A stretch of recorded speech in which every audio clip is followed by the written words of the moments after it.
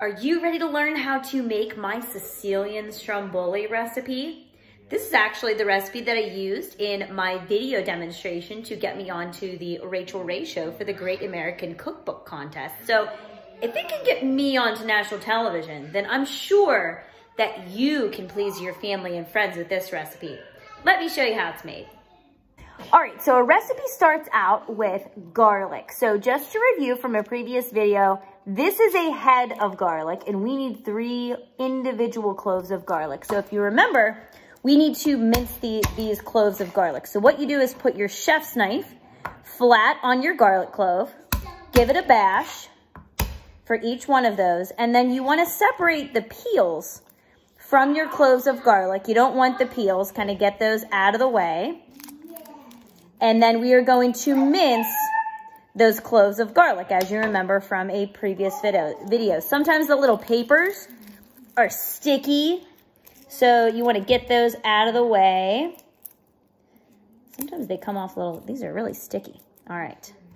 So I like to cut off that little end because that can be a little bit tough. And if you have any little papers, get those out of the way. And then go ahead, and we are, if you remember, mincing your cloves of garlic. So keep the knife tip connected to the board. Rock your knife in a back and forth motion to go through all of those garlic cloves. And as you practice, after you cut things more, after you mince things more, chopping will become a little bit more efficient for you. It doesn't take you quite as long. So I like to scrape off the back of my knife here and get that all in a nice big pile so you can go over all of those little pieces of garlic. So you want your garlic to be nice and minced. You want nice little tiny even sizes because garlic is very strong and you don't really want to bite into a large chunk of garlic in your stromboli here. So just to show you what that looks like, it's chopped nice and small. Now it's time for the onion. Now for our onion. So we need a chopped onion, a medium-sized chopped onion. We're gonna cut each end of our onion off, and then that leaves us with the skin around the whole onion. Cut it in half, just like you see there, and then you're gonna take the outside of that onion skin off, just like that, so you have peeled halves of onion that are a little bit easier to chop. If you remember from our previous video, sometimes onions make your eyes water, so feel free to take a break. Let the water come out of your eyes before you continue chopping. So we're gonna cut both of these ends. So as you can see here, I have a chef's knife and you're going to make little slices downward. I like to use my hands in the tunnel method like this, give you some stability. And you're not gonna go quite the whole way through that onion. You're gonna stop right there, but you are gonna make little tiny cuts the whole way through. And then I make a couple vertical cuts. If you have a really large onion, you might be 3 or 4 vertical cuts. For this one, I got about 3. And then you come through, and if you notice, this is all still connected here. Then you'll come through and make small little cuts so that you have nice, even chunks of onion. I like to go through the very end part as well, make sure that that is nice and evenly chopped. And then I'll be doing the same thing to this side here. And this is about the size that you want for your onions. Nice and chopped, nice even piece sizes to go into your skillet and saute. I'm gonna do this to the other side and then we'll get it all in the skillet. All right, so once you get your onions and garlic all chopped up, you're gonna get a nice big skillet. I used about a tablespoon of olive oil, and with cooking, it's nice because you don't have to use a lot of measuring utensils. Gives you a lot of general amounts that you can use. So my olive oil is about 1 turn of the pan. You're gonna saute your onions and garlic until your onions are translucent. Now, what does translucent mean? Translucent means that they're soft and almost clear, that you can almost see through them. Now, you're not gonna pick one up and look through it to see if you can see through it, but you want them to be nice and soft and clear, and then we will be adding our sausage to saute and cook our sausage. All right, so once your onions are translucent, you're gonna add your sausage. I used 8 ounces of regular sausage, but you could use turkey sausage, or I know they have deer sausage that you can use. I'm using raw sausage, but you could use cooked. If you're using cooked, you're just gonna heat it through. If you're using raw, I like to put it in chunks and then break up some of those big chunks so that they can cook through nice and evenly. You want a nice spatula or a wooden spoon to break that up so you don't like kind of rip up the finish of your pan. And this is probably going to saute for about 4 or 5 minutes, and then I'll show you how to check for doneness. All right, so I believe that my sausage is done, and I'm going to show you how to test for doneness whenever you're browning beef or browning meat in a skillet. You really want a nice brown color, but also we have to worry about what the inside looks like. So sometimes when you cook meat, the outside looks really done, but the inside's actually raw. So what I like to do is find my biggest piece. I think this one is probably a good candidate here. Take your spatula and cut down through the middle and see if there's any pink on the inside. And I'll pick this one up here so you can see. As you can see here, there is no pink in the middle anymore. So that tells us that this sausage in the skillet is done, and that's a typical way that you can check for beef as well. Now it's ready to use in my stromboli. While your sausage and onions and garlic cook up, you're going to get a baking pan, a rimmed baking pan, and go ahead and spray that to prevent cooking with cooking spray. And I like to get the bagged pizza dough. You can make your own pizza dough as well. You can get the one in the canister, but I like these. They're like $1 at my local grocery store, and they're about a pound of pizza dough, and all you do is tear them out of your pan, out of the bag, I'm sorry. And we're going to spread it. Now this is probably the most challenging part of your recipe, is trying to get your pizza dough spread evenly and large enough. Sometimes it's a little bit sticky. I like to let the pizza dough sit at room temperature before I use it. But basically you're just gonna kind of work it just like this, kind of let it fall on itself. Don't stretch it because that puts holes in it that you really can't fix. So just kind of be gentle with it. After you kind of let it fall on itself a little bit, you can put it onto the pan and you can kind of gently work it out with your hands. And eventually you will get to the size of your pan where you can load your stuff in it. And I'll show you what that looks like in just a minute. Are you boys ready to build our stromboli?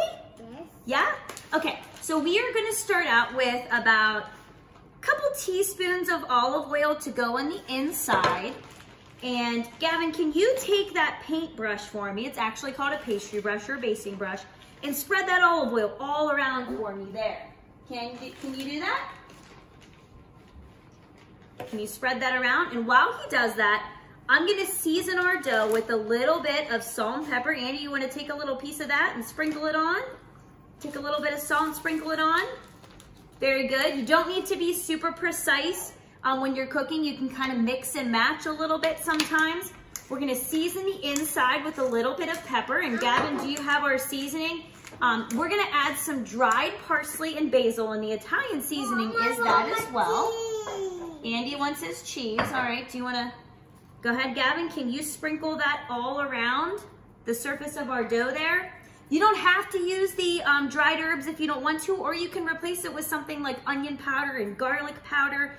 Can you get some over here? Get some over here. When you season meat or the surface of a dough or eggs, you're just kind of doing a sprinkling all around. You are doing a great job. How's that cheese, Andy? Is that good? Good job. I want some of this. The bowl. I'll get you some in a little bit. How about that? Yeah? All right. So now we're going to add 1 cup of cheese. And Andy, this is where you come in. Can you put our cheese all around the middle of our dough? And Gavin, you can do that too. We're going to do 2 cups of Italian cheese, and I just use the regular Italian blend of bagged cheese. And we're going to take 1 cup and going to put it down, and it's almost going to act like our glue. Andy, you want to put some down there? Whenever you do dry ingredients, cooking ingredients like cheese, you definitely want to use dry measuring cups, and you want it to come to the top of that rim. We are supposed to wait for the Parmesan cheese, but that's okay. Do you want to sprinkle some of that down there?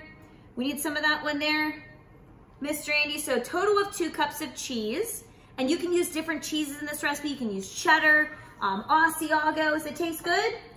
Yeah? All right, now we're gonna bring in our ham. And I just used regular deli Virginia ham here. And you need about like 1/4 pound or like 4 nice size slices. These are pretty thin, so I'm gonna use 5. And you could use different types of deli meats. I actually have a different one that I'm gonna show you here in a couple minutes. And then we're gonna come in with some pepperoni. Are you ready to help me with pepperoni? Do you wanna put some pepperoni down the runway of the Stromboli there? About 30 slices of pepperoni there. Gavin, do you wanna put some of those on? Right down the ham runway, right there. I think this is a really good activity to involve some of your younger brothers or sisters, you know, younger cousins in the cooking process. This is a part that is actually safe, so we're gonna cover all of those there, okay? All right, my sausage is cooled down, my sausage onion mixture. And can I have you guys take a step down while I put my sausage on? Can you take a step down for me while I put this on? Can you move out of the way? Thank you. So this pan is not hot, just to let you know. No, I'm not risking burning my children. I cooked the sausage with the onions and the garlic. And again, we're gonna put that right down the runway of our Stromboli as well. And you could do ground beef in this. The nice thing about this recipe is you can make it whatever you want. So if you wanted to do a steak and cheese, if you wanted to do a breakfast one, you could go in a lot of different directions with this, depending on what people in your house or you want to eat. So we're gonna finish it off with the remainder of our cheese. There you go, there's some left for you. Did we see? Oh, okay, all right. You have to sprinkle it down, just like that. Can you sprinkle it? Give me some sprinkles. All right, let's turn it around. Can you give me some sprinkles right there? Give me some more. Okay, give you some more. Want some more cheese? I always have to have extra cheese on hand because Andy especially loves cheese, huh?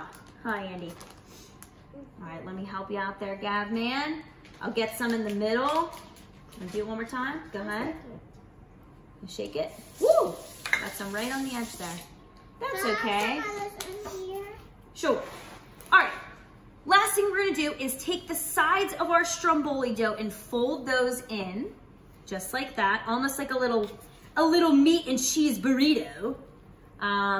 Fold the sides in, and then we are going to fold the ends down, and then we're gonna give it a little painted finish, or what we call, oh, we got a lot of extra cheese there. Let me move that out of the way. You gonna eat that? It's pretty good, huh?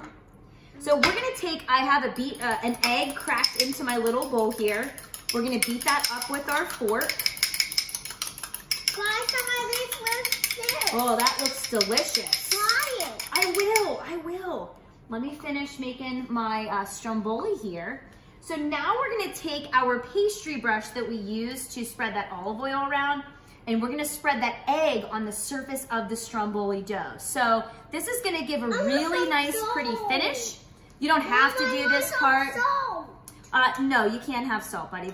It's really not healthy to just eat salt out of the container. You can eat cheese.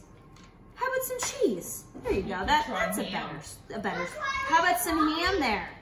There you go. So we're gonna get this painted, and then the last thing I'm gonna do, you wanna put some vent holes in there. You can either use a knife. I would normally use a knife, but I don't have a knife by myself right now. You wanna give it some vent holes, otherwise your Stromboli is gonna give it a vent hole itself. So we are going to bake this for roughly 20 minutes at 375 to 400 degrees, and then I'll show you what it looks like whenever we're done. As you can see here, you can make this Stromboli be whatever you want it to be. My mom put together a turkey deli meat, cheddar cheese, bacon, see the little bacon bits in here, woohoo, who doesn't like bacon? And peppers with some parsley, little fresh parsley there. So this is gonna be a different variation. The only thing that you need to remember is that whatever you're gonna put into your Stromboli needs to be fully cooked. So you would never wanna put raw bacon or raw beef or raw chicken. It does not heat to the temperature that is going to cook your meat. So you wanna make sure that you cook whatever you put into the Stromboli first, and then it will melt together with the cheese. It'll heat up and things like that. So make sure you cook your proteins. So our Stromboli is out of the oven. We have some pizza sauce or spaghetti sauce to serve with it. Look how good that looks in the inside. I like to let it sit for about 5 minutes before I cut it. But you're looking for a nice golden brown color, and this serves 8 slices. I usually eat maybe a piece and a half. So give this a try, and I hope you enjoyed and learned a few things about cooking meat and vegetables and putting together a dinner. See you later. Time for dinner.